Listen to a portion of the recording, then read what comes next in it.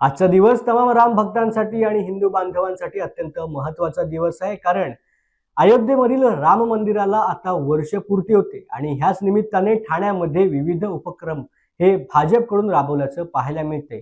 राम मंदिराबद्दल आनंद व्यक्त करण्यासाठी, समाधान व्यक्त करण्यासाठी भाजपने यंदा या विविध उपक्रमांचं आयोजन केल्याचं पाहायला मिळतंय। आमदार केळकर यांच्या मार्गदर्शनाखाली ह्या विविध कार्यक्रमांचं भाजपने या ठिकाणी आयोजन केले आणि ह्या कार्यक्रमाला आमदार निरंजन डावखरे यांनी देखील उपस्थिती दर्शवले।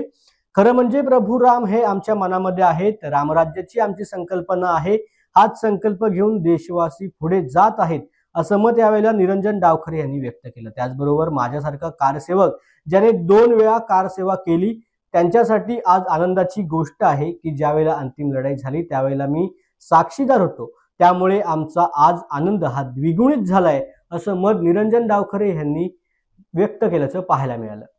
आज राम मंदिराला वर्षपूर्ती होते आणि आपण बघतोय की मोठा उत्साह हा राम भक्तांमध्ये आणि राष्ट्रभक्तांमध्ये आहे आणि योगायोगाने कुंभही सुरू आहे आणि त्याच्यामुळे पूर्ण आपण बघतोय की भारतामध्ये एक हिंदुत्वाचं वातावरण आहे।